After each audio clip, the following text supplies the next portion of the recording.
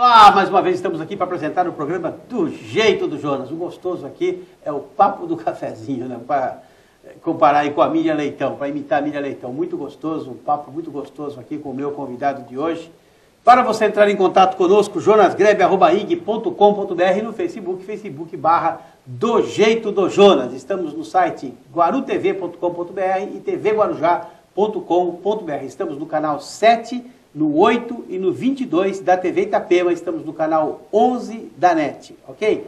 Eventualmente também com reprises no canal 2 da NET. Muito bom. Dito tudo isso, a alegria de estarmos aqui mais uma vez apresentando esse programa para você, trazendo informação, bate-papo, pessoas que têm o que dizer. Eu quero dizer que estou muito honrado por receber aqui hoje uma das principais personalidades da nossa cidade.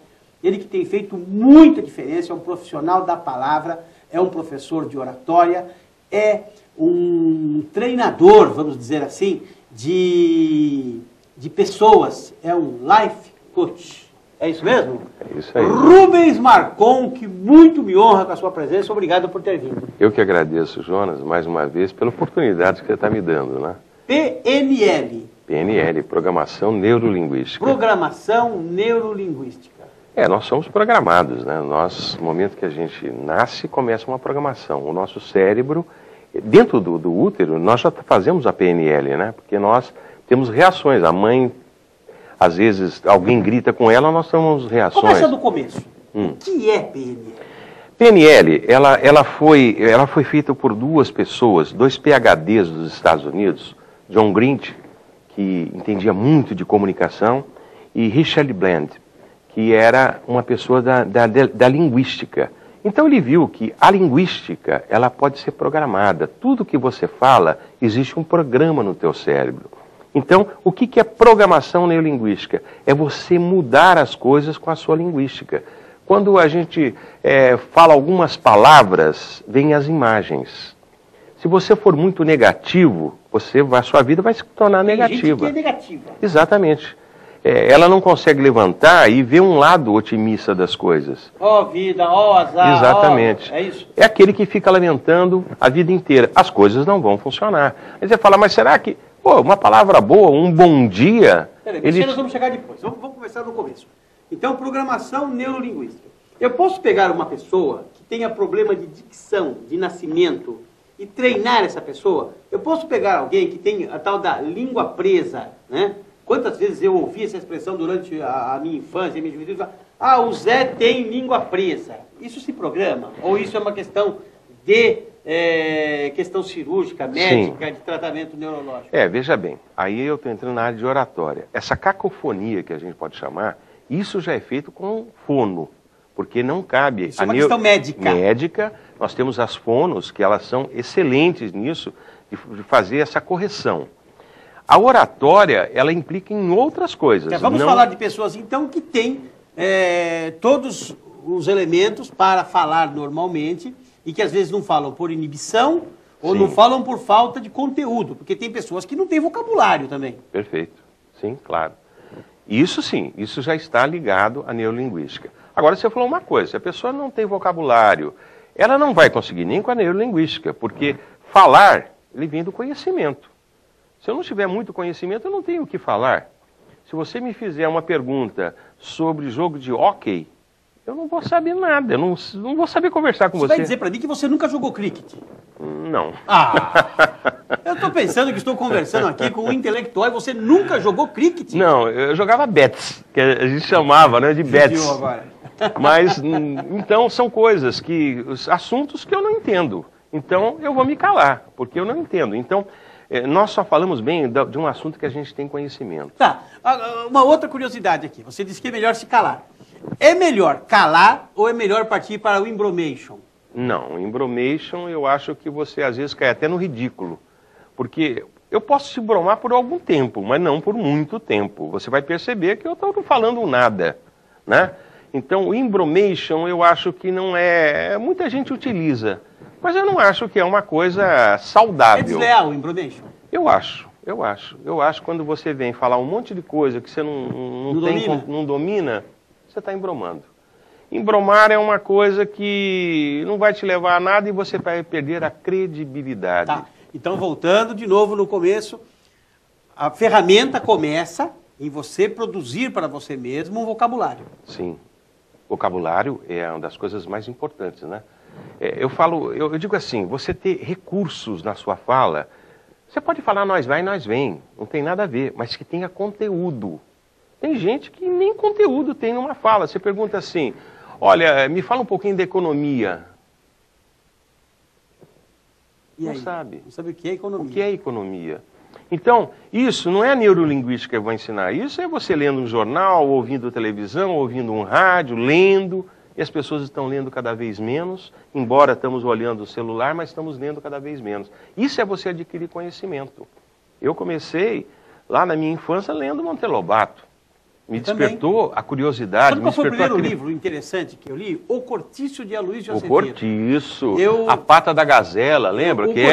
O Cortiço deu para mim um salto de qualidade, porque foi o primeiro livro, eu já devia ter meus 10 a 11 anos, eu ainda não tinha lido um livro, e aquilo me prendeu de uma forma que fez eu buscar o próximo, para nunca mais parar. Quando você fala de Monteiro Lobato, hoje a minha memória já não é mais o que já foi. Mas eu conhecia detalhes da vida de Monteiro Lobato, porque eu aprendi lendo o Zé Bento. Porque quem não sabe, né, que Monteiro Lobato se chamava José Bento. José Bento. Né? Então, José Bento Monteiro Lobato. E daqui de perto, né, de Taubaté. Né? Daqui de Taubaté. Então, muitas coisas se aprende e vocabulário se faz através de leitura. Machado de Assis. Machado de Assis, para mim, é você, lendo Machado de Assis, você vai ter um conhecimento, uma abrangência muito grande, abre os teus horizontes. Fantástico, leitura é uma coisa mais importante que nós temos. E aí você adquiriu um certo vocabulário. Muito bem. Agora, usar isso a seu favor é técnica? Técnica, isso é técnica. E aí me explica como é que desenvolve isso. Olha, tem palavras que ela vai te abrir algumas coisas e tem palavras que vão te fechar. Se você estiver conversando aqui comigo e eu te perguntar um porquê, eu encerrei as minhas perguntas. Porque o teu porquê já é a resposta. Mas se eu te fizer outras perguntas, quando, como, quem, eu estou abrindo um questionário, estou te analisando melhor. Então, olha o que é o uso das palavras. Eu chegar para você e falar assim, Jonas, eu vou facilitar as coisas para ti, imediatamente o teu cérebro facilitar é o que todo mundo quer. Nós queremos controle remoto, nós queremos que o disco chegue em casa, nós queremos facilidade. Então, quando eu uso a expressão, vou facilitar, eu estou abrindo um campo de negócios contigo, porque você quer facilidade. O ser humano busca facilidade. Então são palavras, são termos que você vai aprender na neurolinguística. Isso você deve usar, e são palavras fortes. Como que eu digo, são palavras que te abrem naquele campo que você quer, no campo de vendas. Se a pessoa tiver um conhecimento de neurolinguística, começa a vender muito mais, porque ela sabe como empregar aquela palavra no momento certo. Isso é muito importante, saber usar no momento certo. Quer dizer, aí nós começamos num zero, né, a pessoa, uns até com dificuldade de dicção, outros começando a falar, nós passamos para o armazenamento de vocabulário que a pessoa precisa e chegamos na forma de utilização. Como uma arma que se usa a favor, como também uma arma que se usa contra. Ok? Correto. Por que é que isso não é difundido de forma que as pessoas possam buscar cada vez mais conhecimento e de forma que as pessoas possam buscar cada vez mais vantagens para a sua tranquilidade, para a sua paz espiritual, para a sua vida econômica ser melhor? Por que que isso não é passado de forma mais massiva para as pessoas? Olha, Jonas, se nós analisarmos, você vai ver que as nossas escolas, é um conceito americano, nossas escolas são boas. Mas deveriam ser ótimas. Você acha que são boas? Eu acho que estão abaixo. Não, estão abaixo. Eu estou dizendo, o ótimo é inimigo do bom. As pessoas se contentam com o bom e não com o ótimo. Então você veja bem, nós não temos dentro da nossa escola uma disciplina chamada economia. Economia, inclusive, pessoal. Pessoal, eu aprendi. O americano tem. Tem. O americano tem. Quando a gente fala em neurolinguística, o americano tem. Eles vão falar, tem um caminho chamado neurolinguística, que vai estar ali, olha, você que vai para a área de comunicação, você que vai para a área de marketing, venha conhecer um pouco de neurolinguística. Lá se pratica muito. Nós temos filmes e mais filmes que você vê o emprego da neurolinguística. Você vê, as propagandas norte-americanas estão muito ligadas na neurolinguística. Aqui temos, nós não percebemos. Mas não existe. Muitas vezes eu vou dar um curso de neurolinguística, um curso simples, para 30 pessoas, aparecem 15. Há um desinteresse total em querer aprender. O brasileiro acha que já sabe tudo. Tá.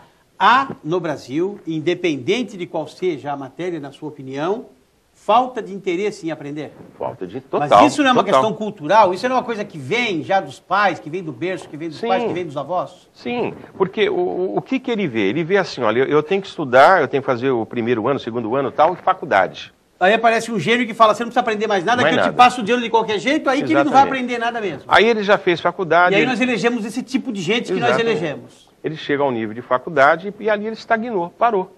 Só que conhecimento acontece a cada dia. Eu, por exemplo, eu ainda estou no celular lá atrás, ainda não me adaptei ao celular novo, eu também não. dizer. Eu também não. Falta do quê? De conhecimento. Sim. E falta de modéstia minha de falar assim, que custa eu aprender com um menino aí simples, olha, me ensine isso daqui. Eu também reconheço a minha falha, falta de querer aprender, porque nós temos alguns preconceitos. O meu preconceito, será que na minha idade eu vou aprender? Tem que aprender, a gente tem que aprender todos os dias, que todo dia existe uma coisa nova. Todo dia aparece algo novo. Eu ontem, eu não estava aqui no Guarujá, eu havia feito uma viagem para uma outra cidade, de repente me chega uma notícia de que o ebola tinha chego em Santos. Olha o que é. Nossa, eu me apavorei, falei, o ebola está em Santos. E eu estava numa reunião com o pessoal de Barueri, e ainda falei, puxa vida, preocupado porque chegou o ebola lá em Santos. E o pessoal também se preocupa, meu Deus do céu, tal. No final era uma... Era uma simulação. Uma simulação. Simulação. Olha o despreparo. Em vez de nós entendemos a notícia para transferir, no momento que vimos, já corremos e falamos, o ebola chegou. Não chegou, filho, foi apenas um treinamento. Isso criou um pânico. E poderia ser uma verdade, porque eu poderia transmitir para todos, não, a verdade, já chegou. E aquilo difundir. É a mesma coisa que acontece, as pessoas não procuram conhecimento, elas transmitem aquilo que elas já sabem. A fofoca vem daí? A fofoca, eu acho que ela vem bem lá atrás, né? Desde Adão e Eva. Quando vem a fofoca, quando Caim e Abel já se fofocavam entre eles, né? Então a fofoca faz parte do ser humano. O ser humano, ele sempre quer ter algo acima de você. Eu quero mostrar que eu tenho conhecimento. Então, às vezes, a fofoca significa o seguinte, eu tenho mais informação que você. Eu sou mais bem informado que você.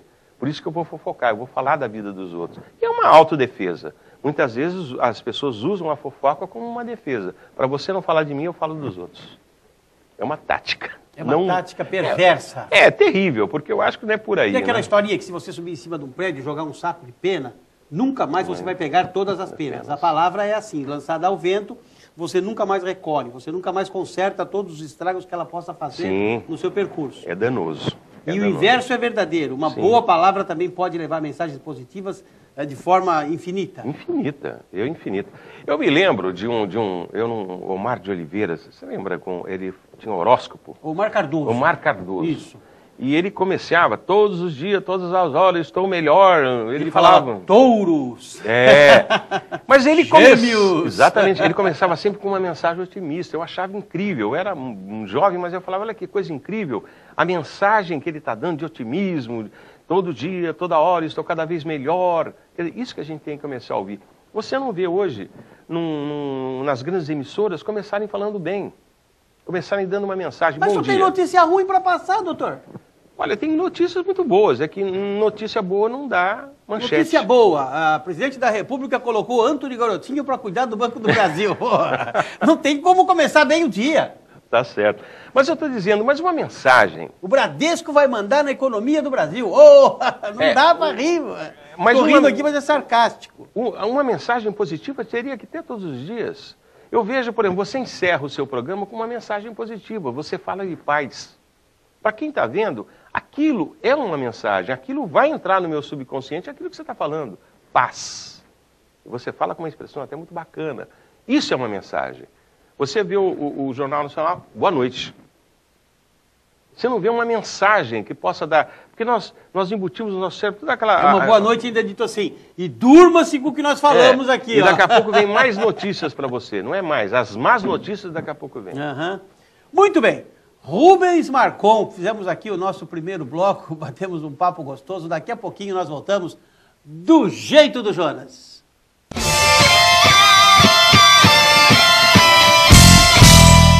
MRA Imóveis e Seguros, vende, aluga, administra financiamentos de imóveis e automóveis, consultoria de seguros em geral, corretores de imóveis e seguros credenciados. Você precisa conhecer, você precisa visitar a MRA Imóveis e Seguros, lá na rua Antenor Pimentel, 942.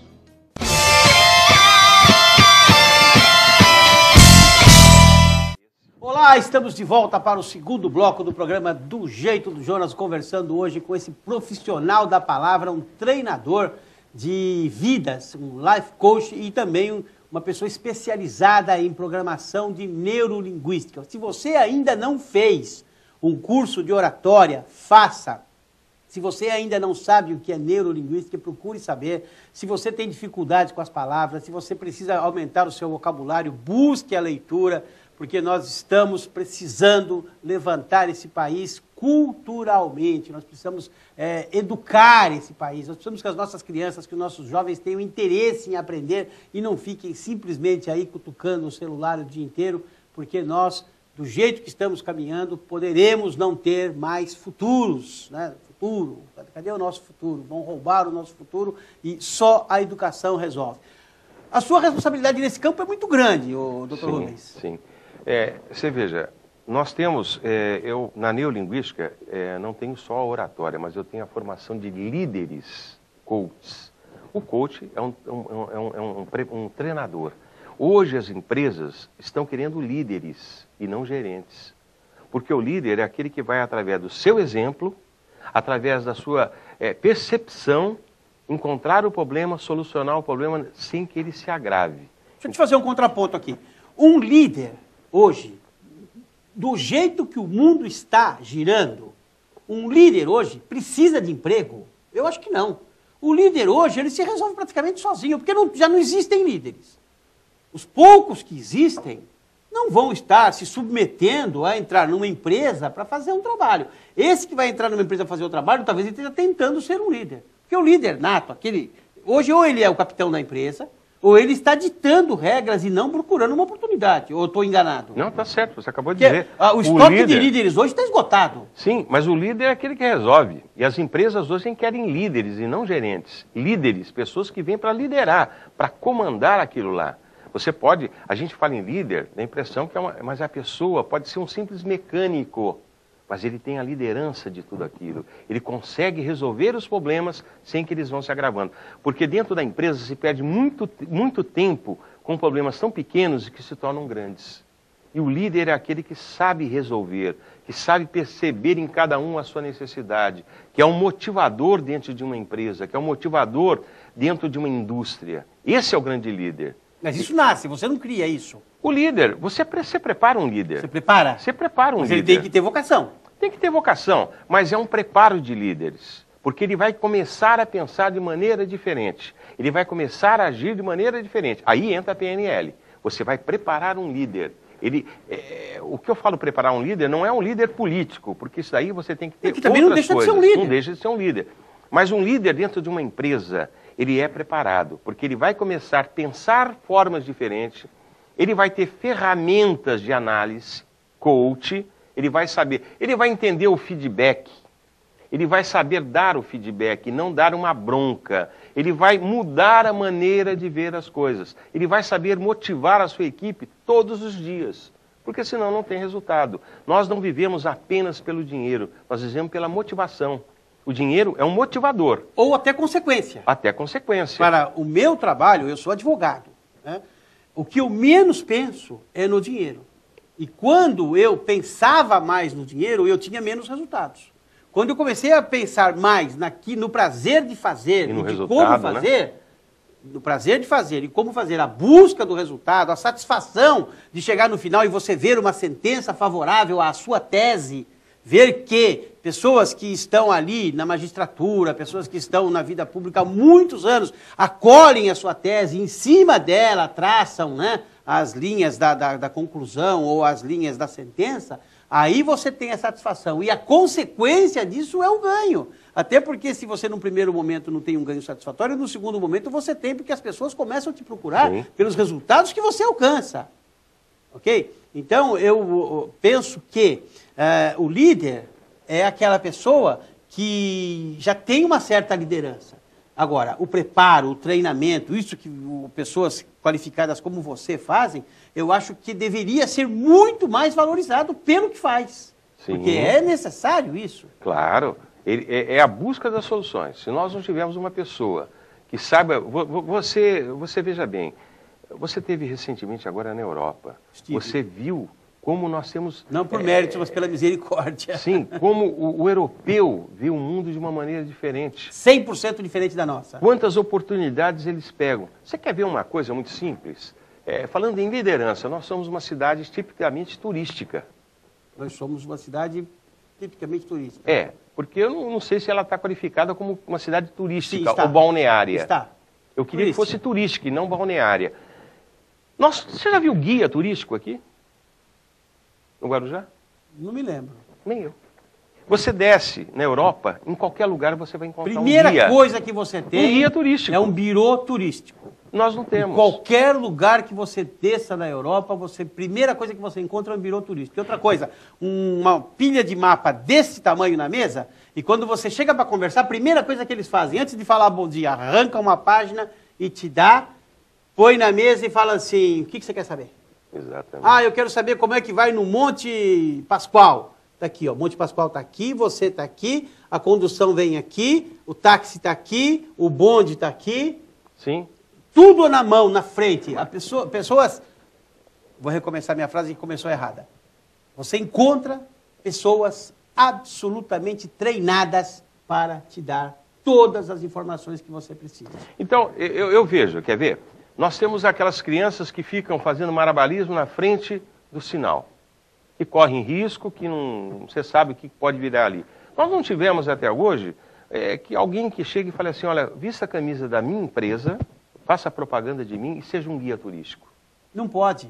Não, o Brasil tem lei que proíbe menor de 16 anos de fazer coisas lícitas. No Brasil, ó, eu que estou falando, olha aqui, ó, tá? Eu tenho SIC, RG, OAB, então eu falo e assumo o que eu falo. No Brasil, menor de 16 anos só pode fazer coisa ilícita. Porque as nossas leis dizem que ele não pode fazer nada lícito. Então ele pode roubar, pode ficar no farol, pode dormir na calçada, pode passar frio, pode passar fome. Aí a lei permite. Agora, se você der uma camiseta para ele ficar no farol fazendo a propaganda de uma empresa, por exemplo, o dono da empresa pode ir preso. Sim, mas eu estou dizendo... Só que está tudo errado, meu amigo. Vamos pôr o que ele seja acima dos 16 anos.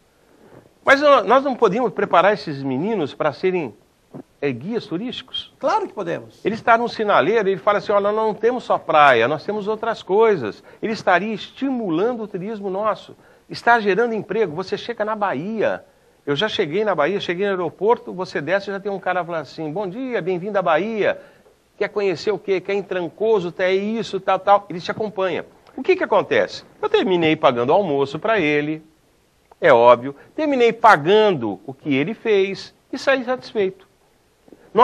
O pessoal vem para o Guarujá para a praia, mas nós temos uma infinidade de turismo aqui. Temos outras praias que tem gente que chega aqui e fala assim, mas só tem pitangueiras? Não, meu amigo, tem praias lindas, incríveis. O que falta é essa oportunidade das pessoas verem. E você que está me ouvindo, faça isso. Vai lá, se sirva como guia. Quer conhecer uma praia? Vamos agendar para amanhã, tal hora. Eu vou te levar nessa praia, eu vou te levar ali, eu vou te levar aqui. Procure a Secretaria do Turismo, se cadastre, fale assim, olha, eu quero ser guia.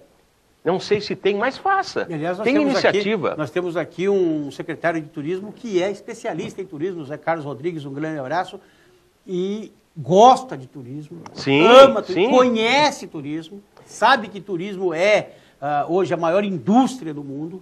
Não existe hoje nada no mundo que dê mais lucro do que a indústria do turismo. E o Zé Carlos é capacitado para isso. Mas vamos mudar de assunto, senão nós vamos ficar só gerando disso. Eu quero falar de PNL. Sim. Tá? Diferença que faz a PNL numa sociedade. E a importância de nós podermos aplicar isso em escolas. Existe essa possibilidade? Existe essa importância? Olha, aplicar nas escolas eu acho que tem que passar a fazer parte do currículo. E pouco se fala em PNL. pouco se fala em preparar o nosso cérebro, em dar essas ferramentas. Eu não vejo muita gente falando nisso. A própria literatura da PNL é muito pouca no Brasil. É muito pouco o que a gente vê. Eu às vezes, procuro livros que falam sobre coach, mas tudo em inglês. Porque muito pouca gente Isso eu ia também comentar utiliza. contigo. Na internet também, o material é muito pequeno, é pouca coisa. É pouco usada a PNL. É pouco usada. Porque a Existe PNL... algum curso de PNL em internet que você precise de um desbloqueador e você pague para fazer? Não existe? Não, eu desconheço. Eu conheço empresas que Mas dão alguém poderia curso fazer de PNL. Poderia. Mas eu acho que pela internet, ela é um pouco difícil. Porque Fica muito vago. Muito vago, porque as coisas têm que acontecer. O toque faz parte da PNL. A forma de A você forma ter o de eu contato estender a mão pessoal. para você, sentir a sua mão, eu tenho que explicar por que a gente pega, por que é o abraço, por que há necessidade de eu tocar aqui em você, o que eu vou despertar aqui em você. Então, eu acho que pela PNL não tem como. Deixa eu fazer uma pergunta Pela maldosa. internet, aliás. Fazer uma pergunta maldosa. Vamos lá. É possível se usar para o mal? Tudo pode se usar para o bem como para o mal. Uma faca você passa manteiga, como você pode usar para outra coisa? Tudo, na vida, tudo serve para o bem e serve para o mal. Um prato de arroz alimenta, mas um saco de arroz te mata. Então, PNL é do mesmo jeito como qualquer coisa. A água faz o bem, mas muita água você morre afogado. Se joga na piscina, você morre afogado. Então, tudo, no mundo tudo é dois, tudo é dúbio, né? Tudo A PNL pode ser usada para enganar pessoas? Sim, sem dúvida, sem dúvida. Agora eu vou ser mais maldoso ainda. Existem já organizações, entre aspas, até religiosas, usando PNL Eu vejo para todos os dias. prejudicar pessoas?